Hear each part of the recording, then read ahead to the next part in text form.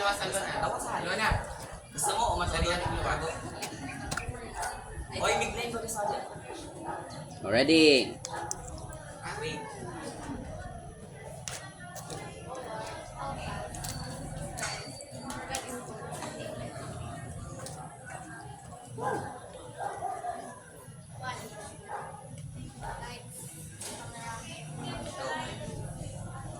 May isang pamilya na akala ng ibang tao ay masiyahin at maayos na samahan.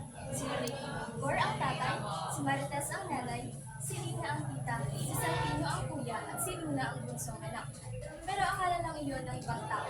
Ngayon ang hindi nila alam, ay napakahirap na pala ng pinagdadaanan ng isang anak na si Luna. Dahil naranasan ng ikumpara sa kanyang nakakatagang kapatid, sinasaktan at pinagsasabihan ng masamang salita dahil sa kanyang ama ang biyahe. Umuwi na si Luna galing sa paaralan. Bakit ngayon ka lang? Opo, pwede po. Ang laki yan.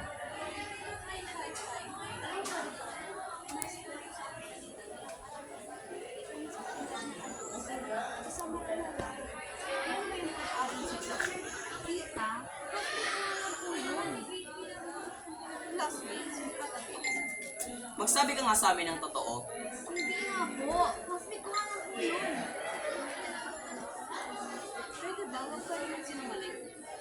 Pwede rin po ba? Umalis ka na dito. Bakit pa pinipilit mo magkwento kay tatay ng mga sinungalingan mo, ha? Ayos-ayusin yung panalita mo. Hindi kita pinalaking ganyang. Pa! Ano ba? Nasasaktan ako! Ayan ang nagtutulak ng batang yan ang maging basto. Nagsasabi lang naman ko ako ng totoo, ah! Palasagot ka na ha. Yan, tama yan. Masyado ka naging basto. Ayan na ba ang natutunan mo sa mga kaibigan mo? Nagsasabi lang naman ko ako ng totoo. Gumawa lang naman po kami talaga ng project, ah. Sinasabi mo bang sinungaling ang kapatid ko? Opo, nagsisinungaling siya. Bakit ko pinapaniwalaan mo siya? Talaga naman. Wala ka talagang kwentang anak. Umalis na ang magkapatid na nagtatawanan na para bang walang nangyari. Umayo si Luna at umupo sa upuan. Nilinisan niya ang sugat niya sa kamay.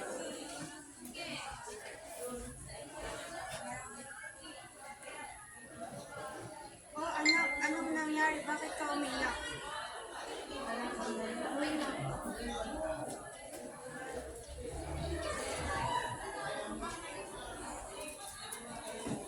Alam mo ba yung anak mo? Lumalandi na.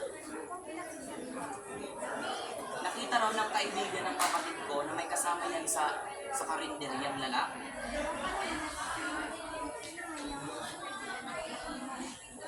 Oo nga pa, nagsisinungaling lang yung kaibigan ni Tita. Manahimik ka nga, hindi sinungaling ang kaibigan ng kapatid ko.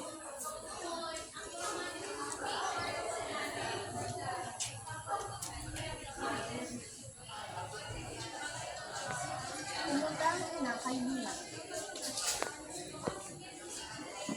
Anak, okay ka lang ba? Wala yung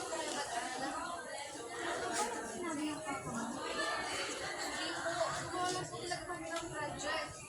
Sige, ano sa mga ginagawa mo? Huwag kang gagawa ng pagkalit sa mga papa mo. Umalis si Luna habang umiiyak dahil sa sakit ng kanyang nararamdaman ngayon. Habang umiiyak siya, dumating ang kanyang kuya. Oh, Bunso, bakit ka umiiyak?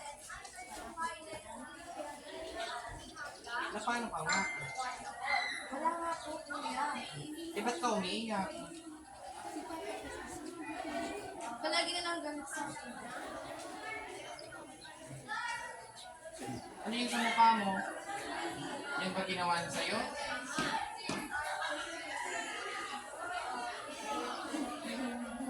Tama na, Bunso. Yan na. Bakit po ba ang sama-sama ako sa Gusto kong mangluwadan. Bakit palagi na lang ako hindi? Wala naman po akong ginagawa sa kanya. Bakit ako na lang palagi nangingi kanina? Ano? Ayan na. Masok ka na dun.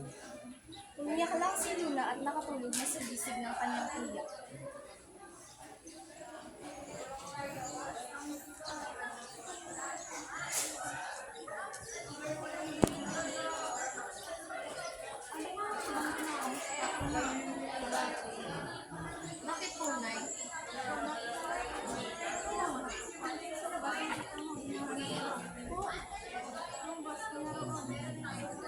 Lumabas na si Luna sa sala. Bakit na naman ito ba?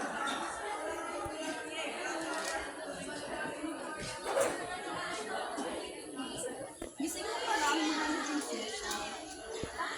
Ano ba kailangan mo? Ang galing ng bata ko mo. Ano ba ang problema mo? Kung anak ko ang galing, kasing galing ng kanyang tunay na ama. Kaya ang binubuhay ko kung wala silang bibigay dito sa pamilyang to. Ano yung panalita mo, ha? Ma? Ano po bang sasabihin ni tita? Oo, hindi kita anak. Anak kita sa labas.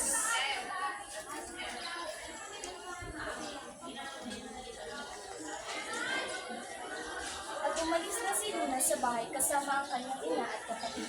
Hindi na rin nagpakita si Igor sa kanila simula nung araw na yun.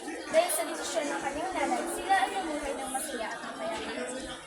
Puno man ng hamon ang buhay, ngunit hindi pa rin sapat na dahilan ang salitang suko, kundi maging matatag lang sa sarili at lumapit sa Panginoon. Natutunan din dito ang halaga ng pagpapalaya mula sa mga toxic na tao na sa gayon makapagbigay daan tungo sa mas maginhawa at masayang pamumuhay. Thank you po. Okay.